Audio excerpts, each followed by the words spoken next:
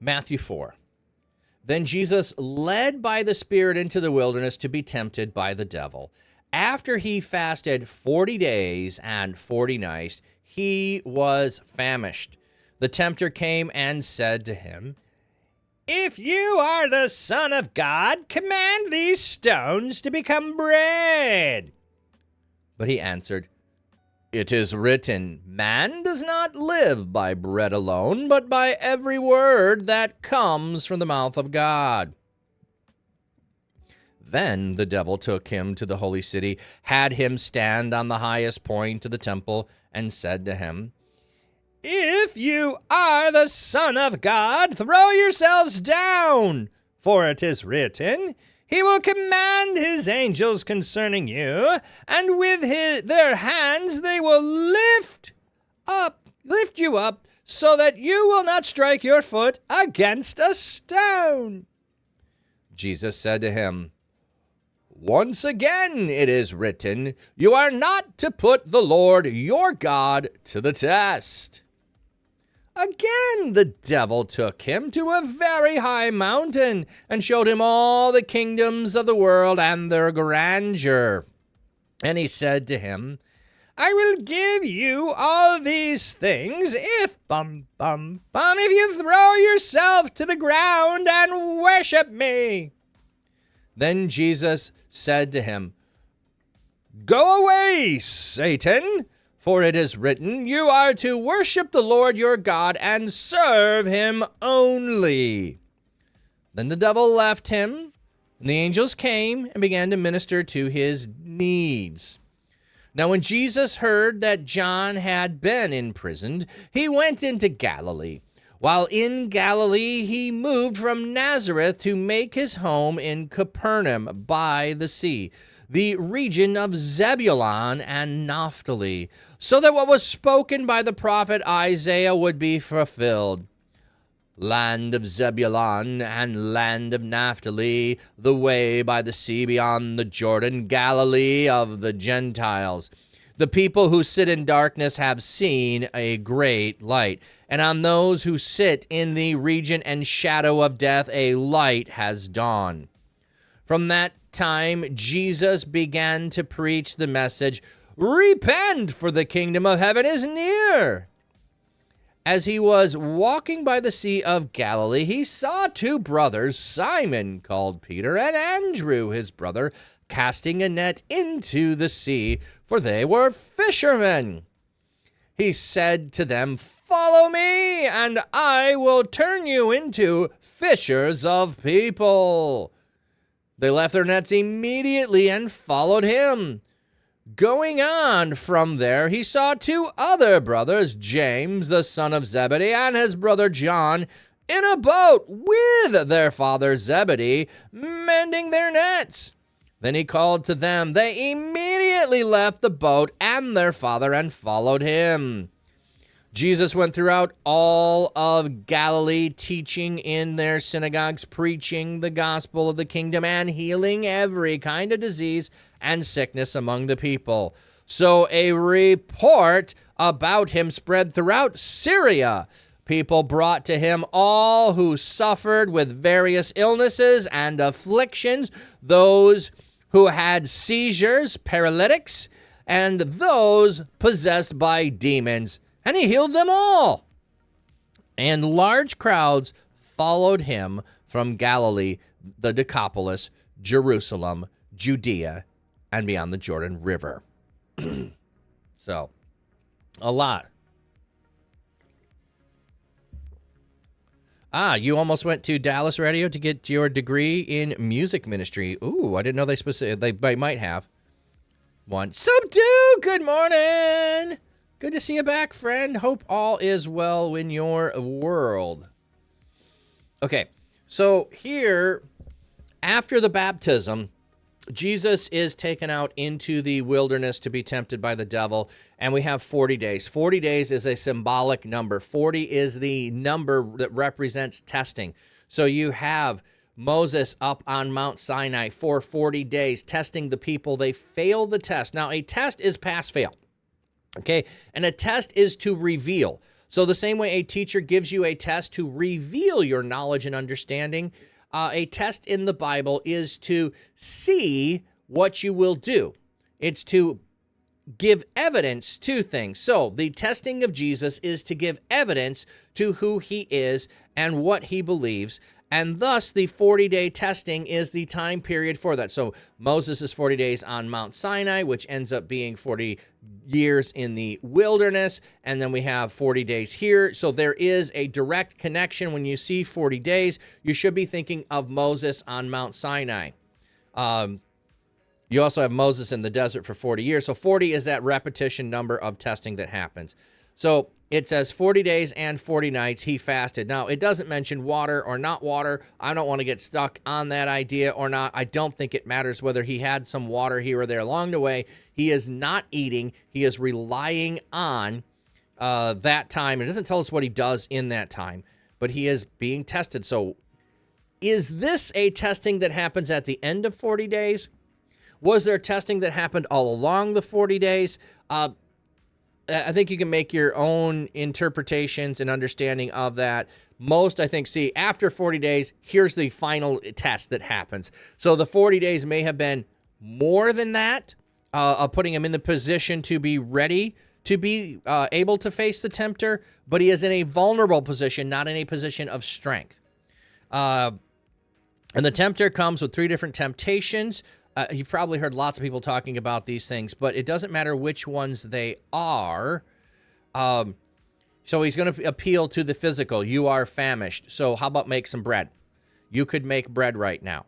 So why don't you do that? Command these stones to become bread. Why would that have been a sin? What would be the problem with that? What is the temptation there? To not wait on God. Like if you are in the desert, and in the desert was the place where God gave manna to the people. What we have all of these things is the claiming of something prior to its time. That's what I think what we have, which can reflect back on the Garden of Eden with the eating from the tree of knowledge and good and evil. There is a thought that perhaps there would be a point at which we would have been able to eat from that tree, but we took it prematurely.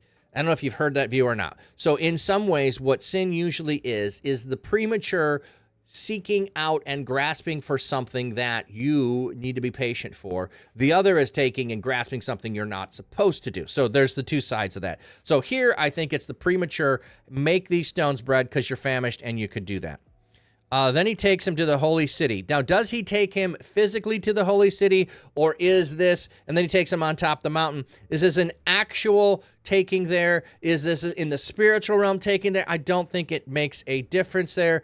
If this is a teleportation power, or if this is a guided walk along the way, and if you see it as it's a testing over the 40 days, it could have been somewhere along the 40 days, so you'd have a journey that could walk if you're physically going there. There's ways to solve that issue no matter which way you fall, but here he takes him to the highest point of the temple. Throw yourself down, he said, for it's commanded that your angels concerning you, he'll lift you up and you'll not strike your foot. So here it's reveal who you are. You've just been baptized, fully show the world who you are. Again, premature nature of doing that. Also, we could say premature from the standpoint of he's not yet done that to the world in a place of grandeur. He will not do that until his second coming, depending on how you want to view this, of the here I am the ruler of the world. So he is like way premature if you see that point. Premature of he has not been resurrected anyway for all of that to happen. And then just straight up worship. Like, I will give you something that right now. So again, it is that you worship me.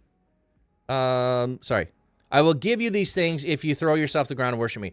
I'll give you this if you do that. Again, it's grasping at something prematurely. He will, after resurrection, have the claim for all of the worlds and their grandeur.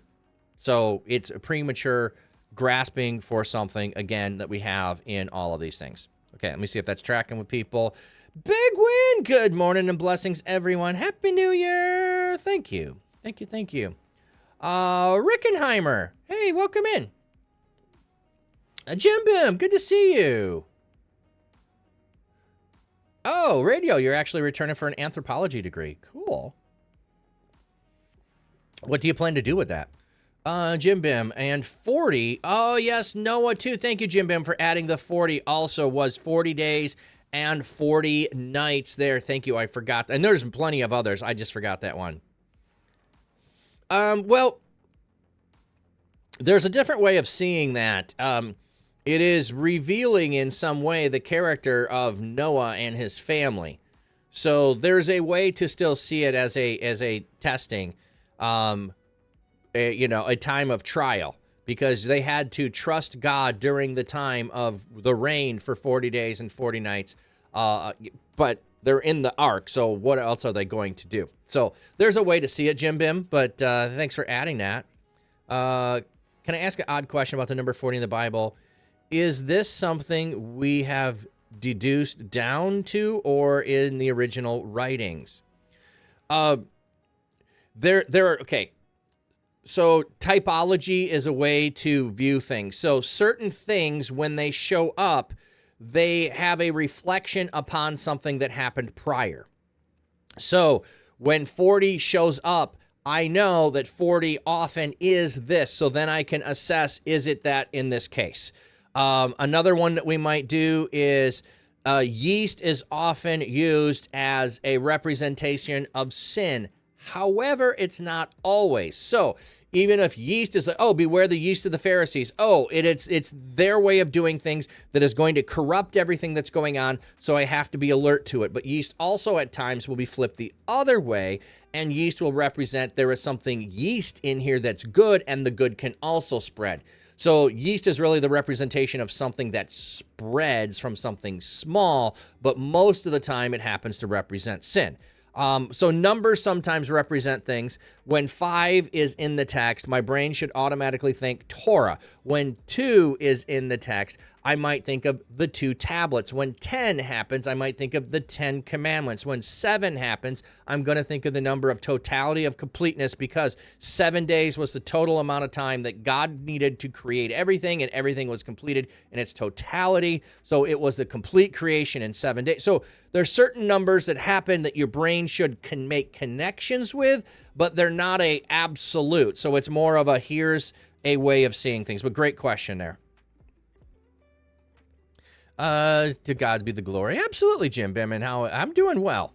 Already, you want to be a professor in it. So you want to get your master's, work in the community college while you get your PhD, and you're hoping just to work at Emory in Georgia. Oh, that's a good college.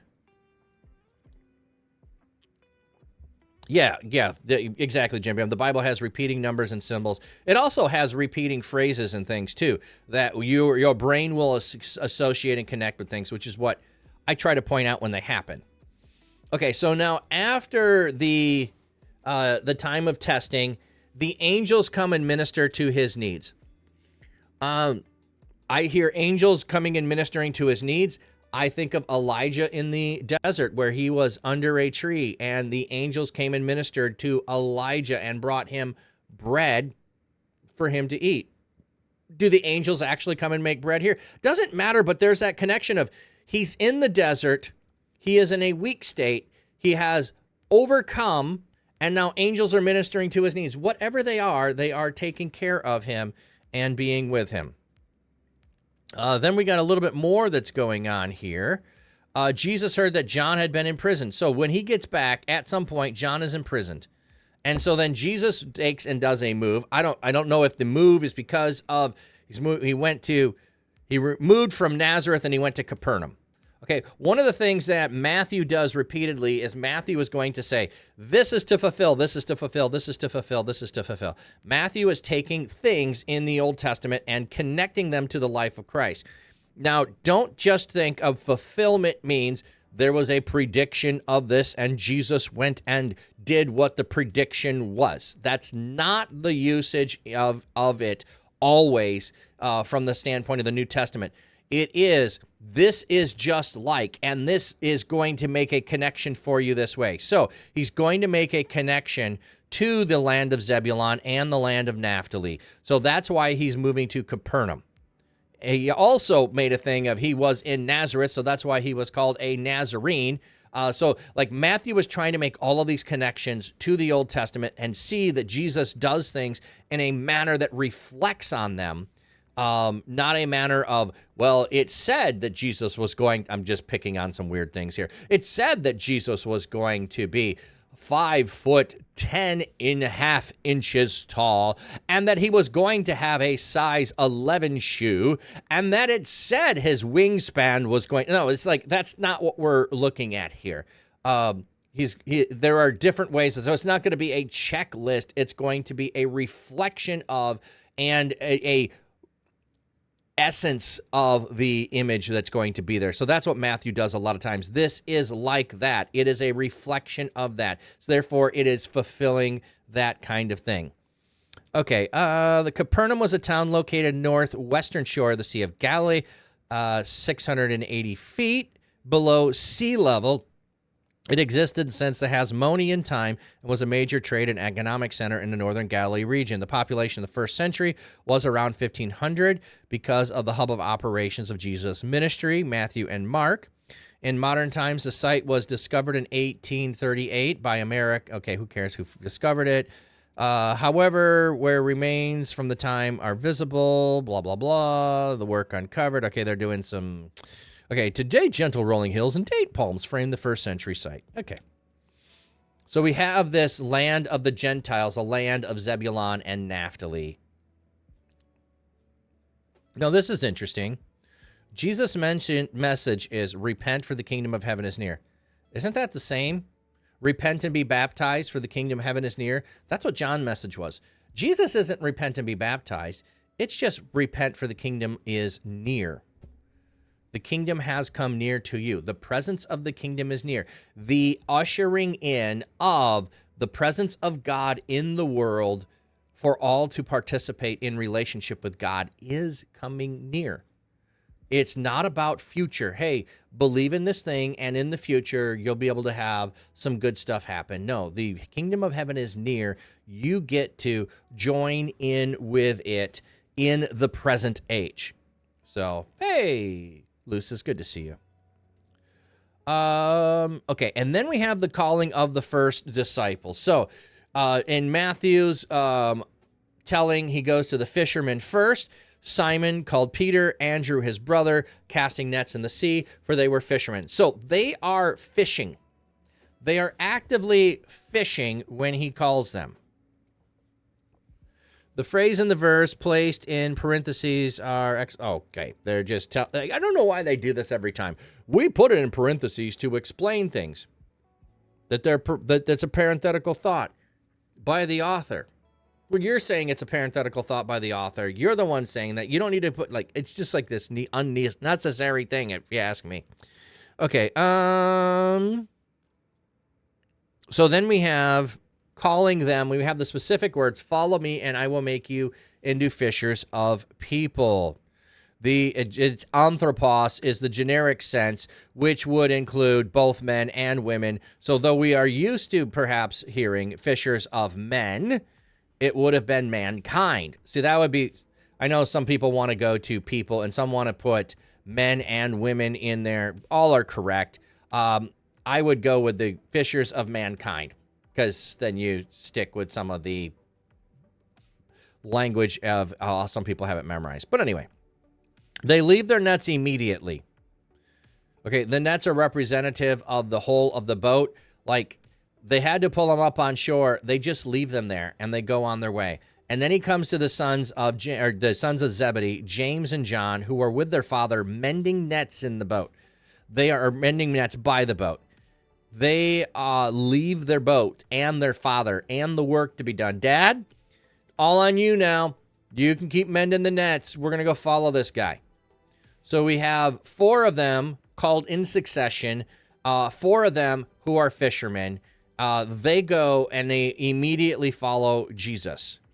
So we have this calling and following that takes place, and it's all fishermen that are going out and following after him. So not the people that are educated, not the people with a lot going for them society-wise.